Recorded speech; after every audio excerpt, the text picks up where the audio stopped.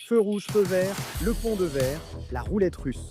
Aujourd'hui, nous classons les destins des personnages de Squid Game, du pire au plus atroce. Petite précision, Squid Game est une série sanglante. Donc nous allons prendre en compte à la fois l'atrocité de ses destins et à quel point le personnage le méritait vraiment. Commençons par les personnages qui ont eu un sort trop clément, ils s'en sont sortis trop facilement. Bien que cela puisse paraître prématuré, nous devons désigner certains survivants moins méritants de la saison 2, à commencer par le joueur Santim Jongdes. Soyons un peu compréhensifs envers lui. Il a la plus grosse dette vue dans l'émission. Il doit 10 milliards de dollars à plusieurs créanciers. Quelle qu'en soit la raison, c'est l'un des joueurs les plus insensibles de la série, exigeant que les jeux continuent jusqu'à ce que suffisamment de personnes meurent pour rembourser ses dettes. Cet homme est une ordure humaine, et quelle est sa punition? Eh bien, rien. Absolument rien. Bien qu'il manipule et bouscule les autres concurrents en exprimant son souhait de les voir mourir, il n'a subi aucune conséquence pour ses actes à ce jour. Espérons que la saison 3 changera cela. Mais pour l'instant, il s'en est trop bien sorti. Ensuite, il y a le complice de Thanos, le joueur 124 Namgyu. Namgyu est à la fois plus cruel et plus sain d'esprit que Thanos, dont il est plus ou moins l'acolyte tout au long de la saison. Il partageait aussi le souhait du numéro 100 de poursuivre les jeux malgré les dangers pour de nombreuses vies humaines. Malgré cela, il n'est pas sanctionné pour ses actes, car il n'a pas rejoint la révolte de Gi-hun contre le personnel dans l'épisode 7. La seule raison pour laquelle Namgyu est classé avant-dernier plutôt que dernier, c'est qu'il a dû faire face à la mort de son ami, même si leur amitié était récente. Mais vu la rapidité avec laquelle il s'est emparé de la drogue qu'il gardait dans son collier, on pense qu'il s'en sort très bien. Quel sale type, franchement. Notre prochain choix n'est pas un candidat, mais nous devions absolument mentionner le VIP au masque de panthère. Les VIP étaient les personnages les plus horriblement dérangeants de la série, et celui-ci était le pire de tous. Il a ouvertement méprisé la vie des candidats, pris plaisir à leur souffrance, et agressé sexuellement des employés durant l'émission. Cela lui a valu un coup bien mérité dans les parties sensibles. Maintenant, je ne doute pas que ce fut une expérience incroyablement douloureuse. Mais puisqu'il prend son pied à voir les autres traverser des épreuves et des tribulations bien pires, je pense qu'il lui reste encore quelques milliers de coups dans les parties à recevoir avant d'avoir ne serait-ce qu'effleuré la justice.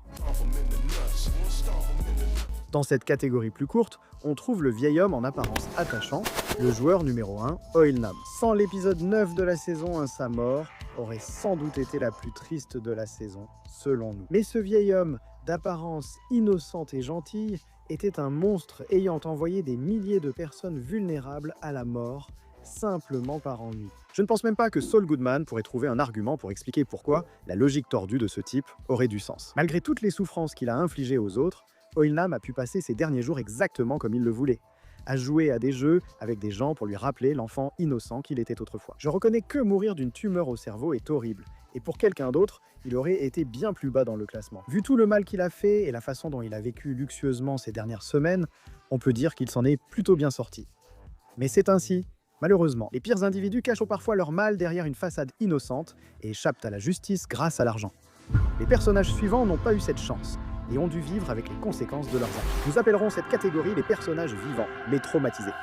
Pour commencer, nous avons la joueuse 125, Min-Soo. Bien qu'il ne soit ni un méchant, ni même un véritable antagoniste, Min-Soo est sans aucun doute le personnage qui reçoit le plus de haine cette saison. Honnêtement, même si je ne le déteste pas, je comprends que cette haine soit justifiée. Il a trahi Semi, sa seule véritable amie dans les jeux, à 2 reprises, et la deuxième fois, son inaction a causé sa mort. Avec un peu de sympathie, il a tenté de distraire 124 en jetant une bouteille près de lui, mais n'a pas continué pour protéger Semi ou l'aider à le repousser. Je ne crois pas que Min-Soo soit mauvais, mais c'est un lâche égocentrique qui devra vivre avec sa culpabilité pour le reste de sa vie. Et il n'a que 27 ans. Je croyais qu'il avait 19 ans au plus vu son apparence et son attitude, mais non, c'est juste un froussard. Mais ce n'est pas lui l'irrécupérable, on s'en souviendra.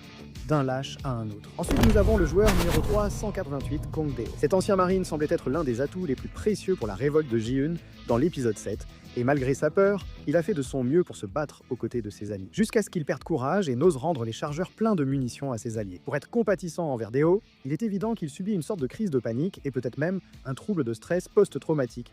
2 choses qui pourraient altérer ses capacités de jugement. Si Min-Soo devait ressentir la culpabilité du survivant pour ne pas avoir réussi à sauver Semi, j'imagine encore moins l'effet sur Deo, militaire expérimenté qui a indirectement causé plusieurs morts. Cependant, pour aborder l'éléphant dans la pièce, beaucoup de fans ont supposé que 388 mentait sur son implication dans l'armée ou exagérait fortement ses contributions. Ce n'est pas encore confirmé, donc on ne peut pas l'affirmer, mais cela mérite d'être pris en compte. Passons au détective Wang Juno pour notre prochain personnage. L'une des plus cruelles démonstrations d'ironie de l'histoire de la télévision. Junio a passé la saison à chercher son frère disparu depuis des années, pour finalement découvrir, après avoir subi terreur et violence, que ce frère dirigeait les jeux tordus qu'il avait découverts. Le pire, c'est qu'après avoir été abattu à bout portant par son propre frère, Juno tenterait à nouveau de retrouver les jeux, sachant parfaitement que son frère était à la tête de tout ça, mais sans savoir qu'il est de mèche avec un traître qui sabote activement sa recherche de l'île. Espérons que Juno réussira et obtiendra le respect qu'il mérite, mais pour l'instant, il fait face à l'une des épreuves les plus difficiles parmi les personnages vivants. Sans plus attendre, le joueur numéro 456, Seong Gi-hun, est le prochain. En réalité, vous pouvez considérer ceci comme l'entrée générale pour à peu près tous ceux qui ont vécu le jeu du calmar et survécu pour raconter leur histoire. Ce qui ne fait pas grand monde, mais quand même, savez-vous ce qui est pire que de voir directement la mort de 455 personnes, dont plusieurs étaient vos bons amis, et de vivre avec cette culpabilité? Rentrer chez soi et trouver sa mère morte dans son propre appartement. Vous savez, la mère malade qui était la principale raison pour laquelle vous avez rejoint le jeu au départ? Oui, celle-là. Sans compter le fait de replonger dans les jeux pour tenter de les arrêter et perdre votre meilleur ami en le voyant mourir sous vos yeux. Il a connu plus de pertes en 2 périodes d'une semaine que la plupart des gens n'en connaîtront durant toute leur vie. Et il est clair que Gi-hun ne sera plus jamais la même personne qu'avant. Un fait que d'ailleurs son meilleur ami mentionné plus tôt a même souligné explicitement. Le seul point positif de son destin était l'argent qu'il a gagné, qu'il a utilisé jusqu'à présent pour de nombreuses de bonnes causes, mais après tout ce temps, il n'a toujours pas pu revoir sa fille, qui était une autre raison qui l'a poussé à participer au jeu. Ji-un survit, mais est loin d'aller bien. Espérons que la saison 3 changera cela. Maintenant, passons au sujet principal de la vidéo. Avec une multitude de morts à évoquer, nous allons commencer par les morts instantanées.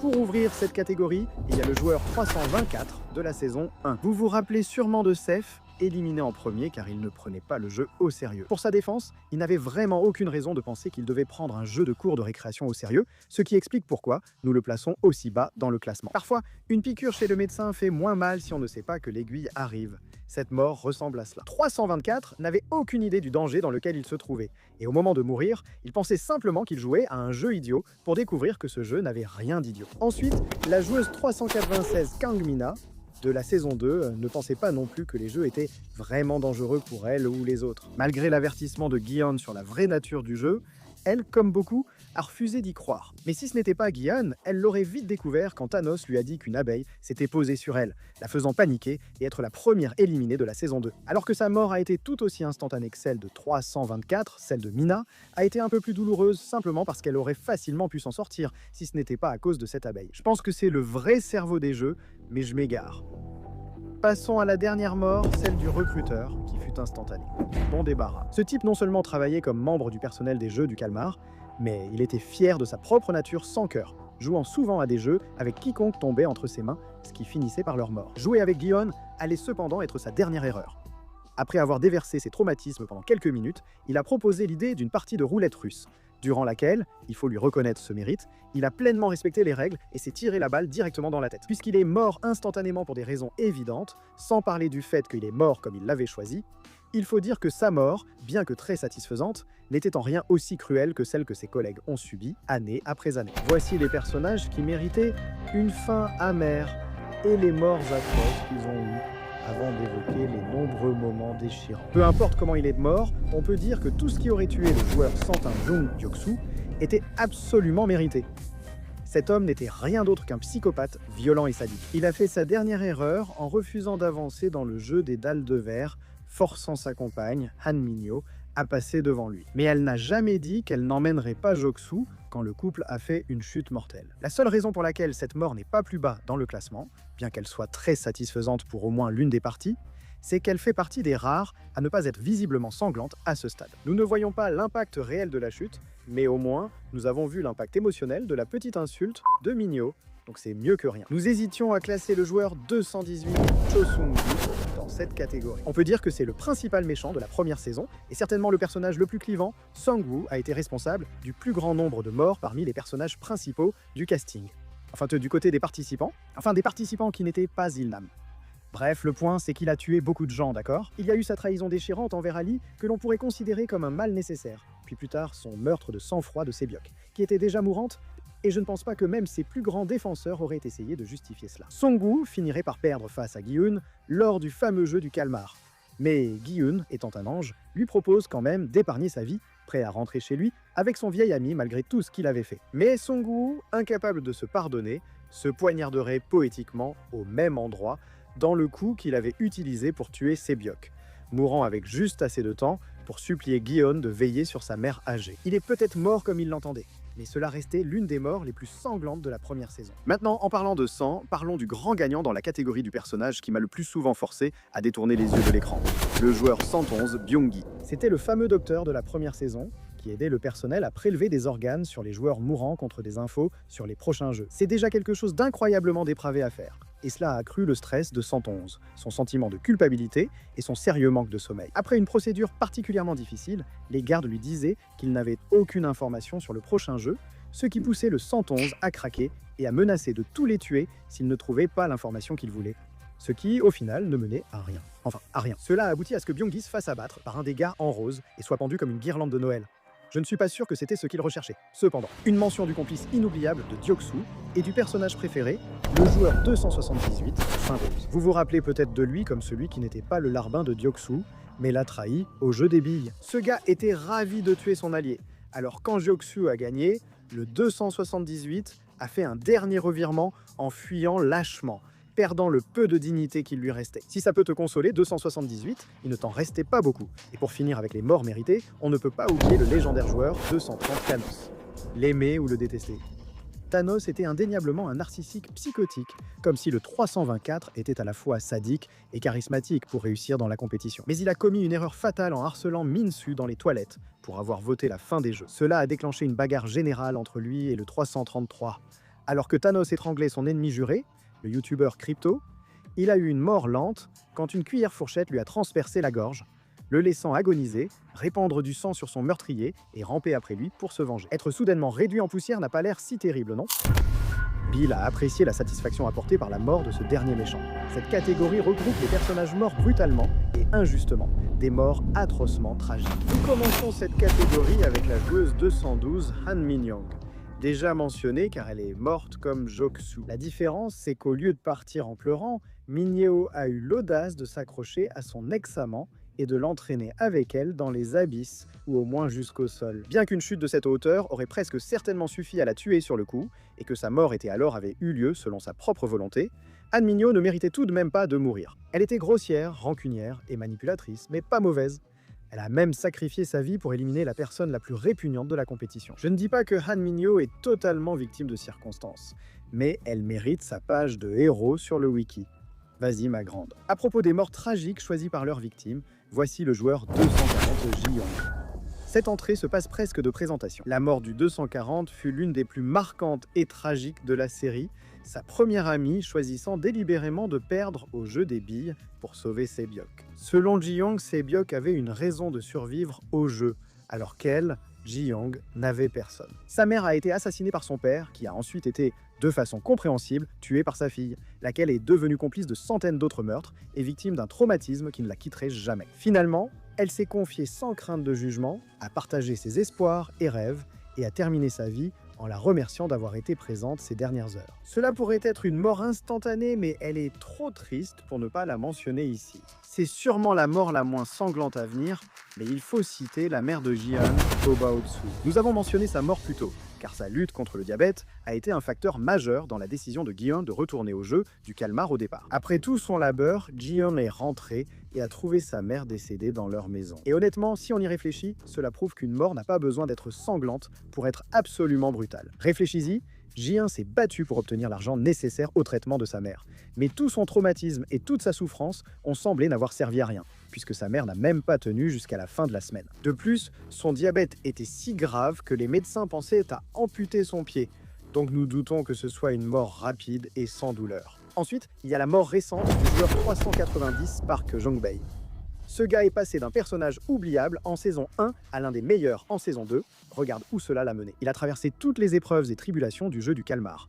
Même si, il faut le dire, avec beaucoup d'aide d'un allié expérimenté, et il a finalement été abattu juste au moment où il s'apprêtait à prendre d'assaut le quartier général comme un dur à cuire avec son pote. Bien que la mort de Jung-bae ait été assez rapide, abattu à bout portant en plein cœur, son regard de désespoir rend vraiment la scène bouleversante et tragique. Et les cris d'angoisse de Gi-hun ne rendent pas la scène plus facile à supporter.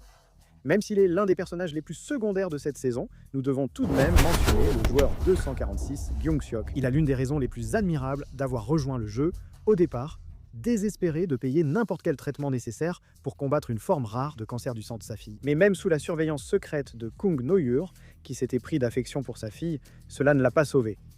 Il fut abattu à bout portant par un garde insensible, indifférent à lui et à sa fille. L'amour pousse les gens à prendre des risques, et dans ce cas, l'amour de Young-Seok pour sa petite fille lui a coûté la vie, et plus tragiquement encore, cela a coûté à cette petite fille, son père. Vous commencez à être ému? Eh bien, ne gaspillez pas tous vos mouchoirs d'un coup. Le joueur 199 Abdoulali est le suivant.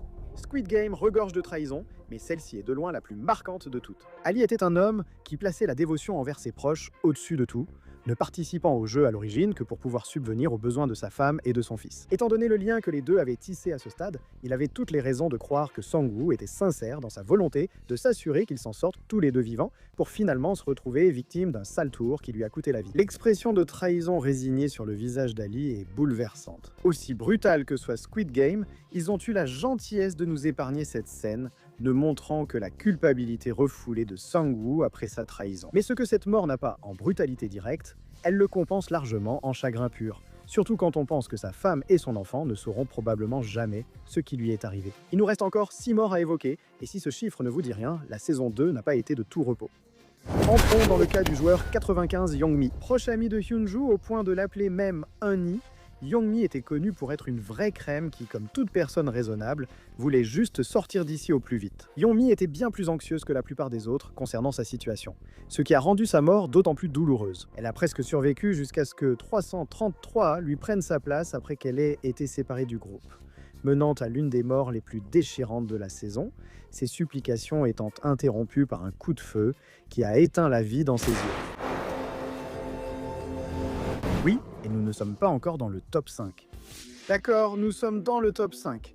Parlons de la première victime, Monsieur Kim. Même hors de l'arène du Squid Game, certains hauts placés continuent de jouer à des jeux mortels avec des victimes malchanceuses. L'homme en costume surprend Monsieur Kim et Woo-Seok en filature, les attrape et les oblige à jouer à pierre, feuille, ciseaux -1.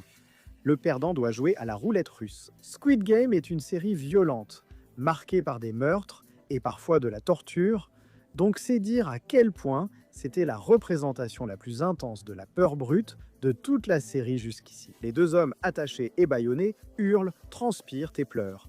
L'homme en costume, lassé, décide de placer 5 balles sur 6 au lieu d'une seule pour inverser les chances. Tout cela culmine avec un Monsieur Kim terrifié sacrifiant sa vie pour que Woo-Seok survive, entraînant une mort glaçante qui ouvre une saison pleine de morts du même genre. Juste hors du top 3, il y a le joueur 444. Vous ne vous souvenez pas? Ceci pourrait vous rappeler qui il est. Vous souvenez-vous de la scène dans Feu rouge, feu vert, où Ji-Yeon et Sunju ont secouru un joueur touché par balle à la jambe avec seulement 30 secondes restantes? C'était le 444. J'insiste sur le « été ». Cette série aime vous donner de l'espoir pour tout briser aussitôt, non? Après avoir franchi la ligne d'arrivée de justesse et sauvé leurs futurs alliés, Gi-Hun et Hunju ont célébré. On laisse donc le 444 se faire tirer dessus pour être un perdant. Le dégoût du personnel pour la triche dépasse leur décence humaine, non? La médaille de bronze de la brutalité revient à une mort sanglante et dévastatrice. La joueuse 380 Semi, un personnage qui privilégiait la qualité à la quantité de présence à l'écran. C'est vrai, elle n'a pas eu beaucoup d'attention, mais chaque fois à l'écran, elle était trop classe. Prendre Min-Soo sous son aile simplement parce qu'elle lui faisait confiance était déjà formidable, et leur amitié était réelle. Même après que Min-Soo l'ait laissée dans Mingle, elle était prête à lui donner une seconde chance quand il a voté d'arrêter les jeux après ce tour. Malheureusement, Min-Soo a failli gâcher la situation. Voyant Semi lutter contre 124, il a tenté d'intervenir en laissant tomber une bouteille en verre sur son agresseur, sans succès.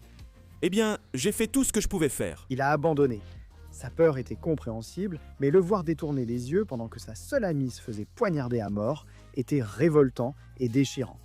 En plus, on a droit à un gros plan sur son cadavre après. Mec, je dois vraiment mieux choisir mes personnages préférés.